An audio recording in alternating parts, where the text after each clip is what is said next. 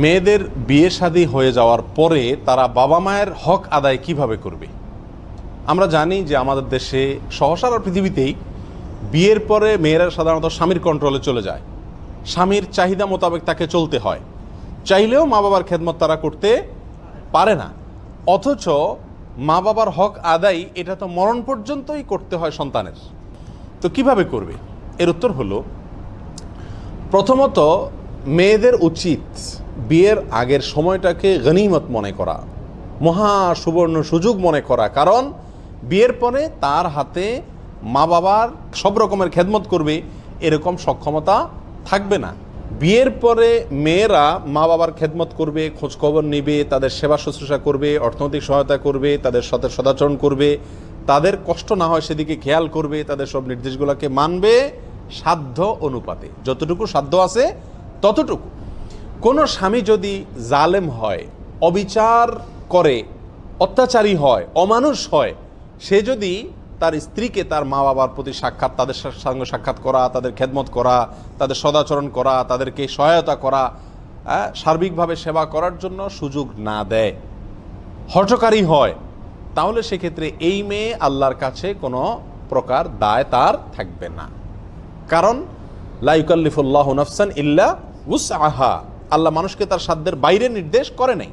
সেই যেহেতু একজনের অধীনস্থ, আল্লাহই করেছেন তার অধীনস্থ, অতএব এই যার অধীনে সে যদি আটকায় রাখে বা সে যদি করতে না দেয় খেদমত মা বাবার, তাহলে ওই মেয়ে আল্লাহর কাছে কি হবে না? অপরাধী হবে না। তবে প্রত্যেক মেয়ের উচিত তার স্বামীর সাথে আন্ডারস্ট্যান্ডিংয়ে আসা, বোঝাপড়া করা, স্বামীকে ফুসলায়া ফাসলায়া মোহব্বত করে ভালোবেসে তার কাছ থেকে এই সুযোগটা আদায় করে নেওয়া। যদি তার অর্থনৈতিক সক্ষমতা থাকে, যেমন মহারণার টাকা, স্বামীকে মাফ করে না দিয়ে ওই টাকাটা স্ত্রীর উচিত নিজের কন্ট্রোলে রাখা এবং ওই টাকা থেকে মা বাবার জন্য যতটুকু সাধ্যে কুলায় সময় সময় খরচ করা। এর বাইরে স্বামী যদি তাকে কিছু খরচের টাকা দেয় এবং স্বাধীন করে দেয় টাকা, সে যেখানে চায় খরচ করতে পারে, তাহলে সেখান থেকেও সে মা বাবার জন্য খরচ করতে পারে। স্বামী নিজে যদি দান দক্ষিণা করে বা খরচ বরচ করে সে সামর্থ্য থাকে, তাহলে স্বামীকে অনুরোধ করে ভালোবেসে তার কাছ থেকে যে কোনোভাবে মা বাবার জন্য কিছু পয়সা করে আদায় করে নেওয়া, এই কাজগুলো মেয়েরা করতে পারেন। দ্বিতীয়ত যেটা করতে পারেন সেটা হলো যে মা বাবা অসুস্থ হলে যদি ভাইরা ভাবিরা তারা না দেখে বা অন্য কেউ দেখার মতো না থাকে, তাহলে স্বামীকে যেভাবেই হোক সন্তুষ্ট করে বা স্বামীর কাছ থেকে অনুমতি আদায় করে মা বাবার জন্য খেদমত করতে পারেন। তৃতীয়ত, নিজের সন্তানদের নিয়ে যখন বেড়াইতে যায় তখন মা বাবার জন্য, আমাদের সন্তানরা যেন মা বাবাকে কষ্ট না দেয়, সেটা প্রত্যেক মেয়েই সাবধান থাকবে। অনেক সময় দেখা যায় যে পোলাপানে অনেক বেশি ডিস্টার্ব করে, অনেক বেশি কষ্ট দেয় নানা নানিকে, তো সেটা যেন না হয় যথাসম্ভব সেই দিকটা মা খেয়াল করবে। অনেক নানা নানিয়ে খুব কষ্ট পায় যখন নাতি নাতনিকে মেয়ে মারধর করে।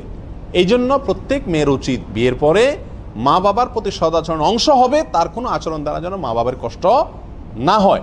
সাধ্য অনুযায়ী সে করবে, যতটুকু সাধ্যে আছে। এটা তো সাধ্যে আছে যে আপনি আপনার সন্তানকে মারধর করবেন, সন্তানের নানা নানির সামনে করিয়েন না, যদি তারা কি পায়, মনে কষ্ট পায়, আড়ালে করেন।